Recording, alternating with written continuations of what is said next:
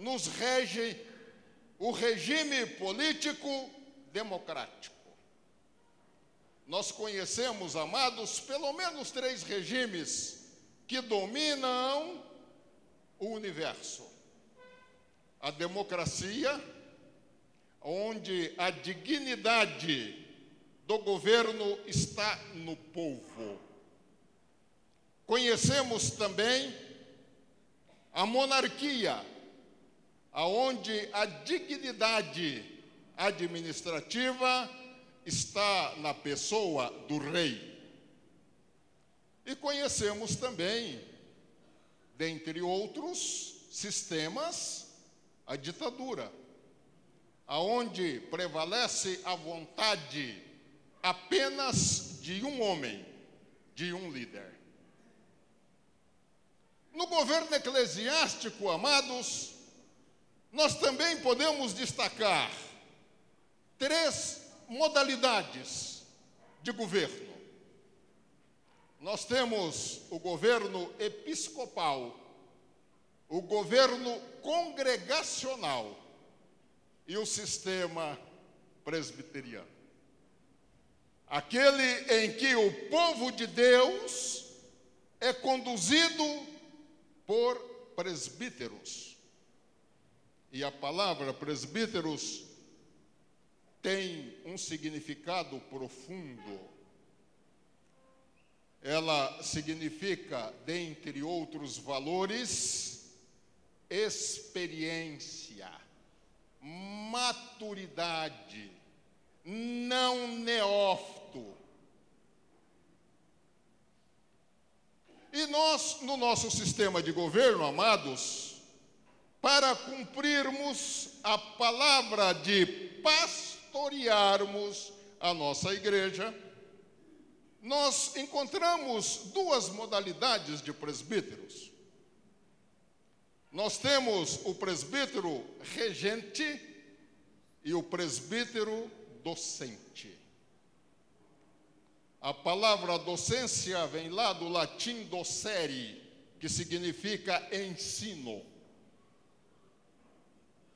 É aquele servo do Senhor, é o anjo da igreja, separado para conduzir o rebanho de Deus com prerrogativas próprias, de ministrar o ensino, de conduzir a interpretação da palavra de Deus.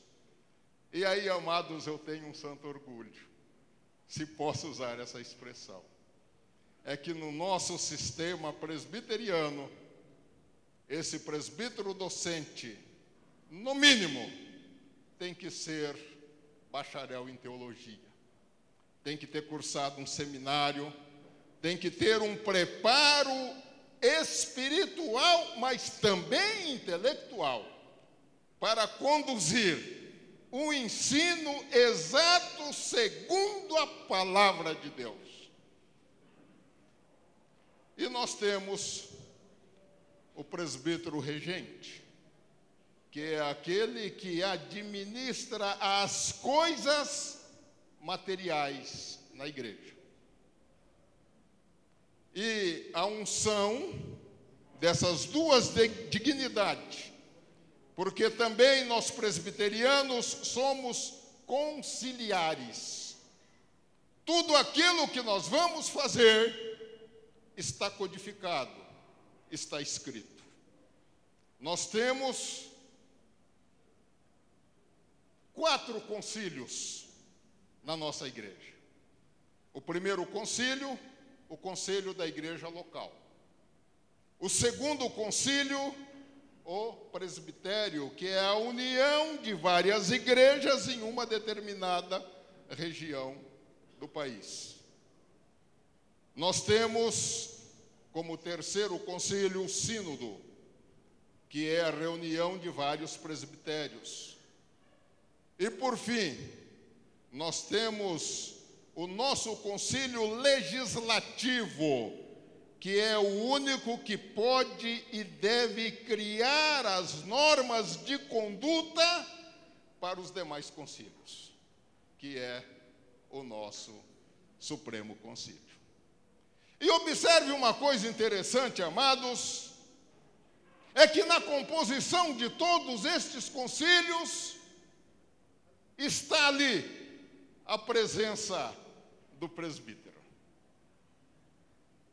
Quem conhece um pouco da nossa história presbiteriana sabe até que houve um período que nós tivemos um colega nosso, presbítero, presidindo o nosso Supremo Concílio. Já tivemos.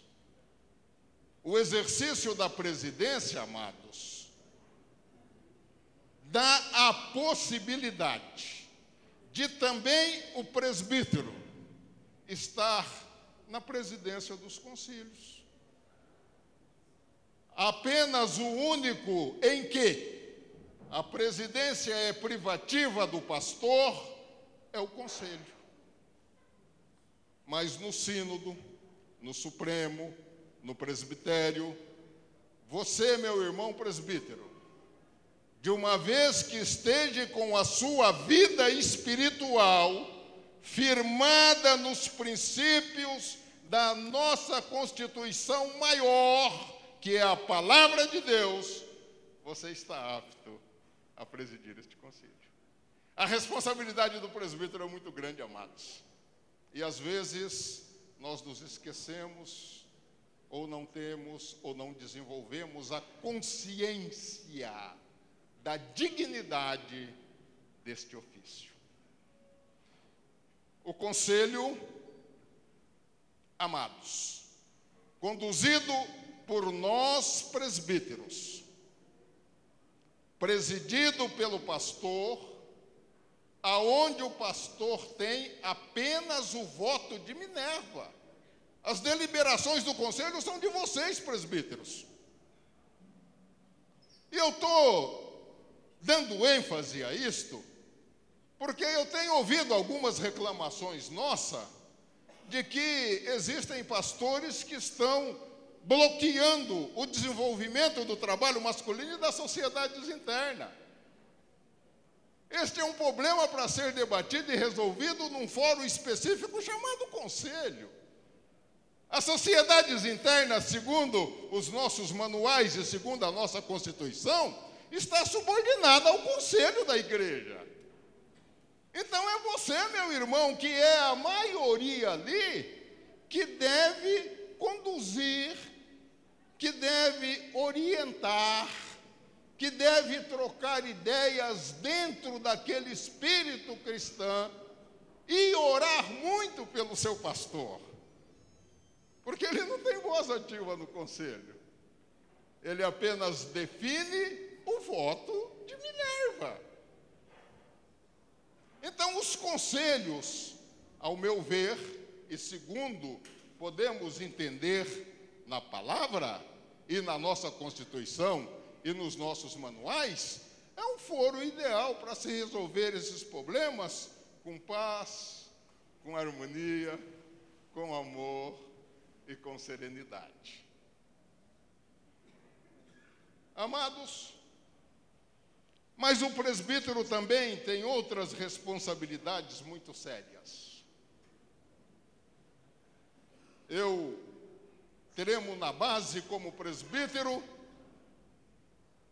quando examino alguns textos da Palavra de Deus, e há um que me chama a atenção de maneira específica, está lá em Tiago 5, quando diz: está alguém entre vós enfermo, chame o doutor? Chame os presbíteros da igreja. Para eles fazerem o quê? Orarem, impor as mãos, interceder. E aí é a mão ou é a intercessão do presbítero? Não. O Senhor teu Deus curará. Que beleza, né, irmãos? Que poder Deus nos concede para o exercício dessa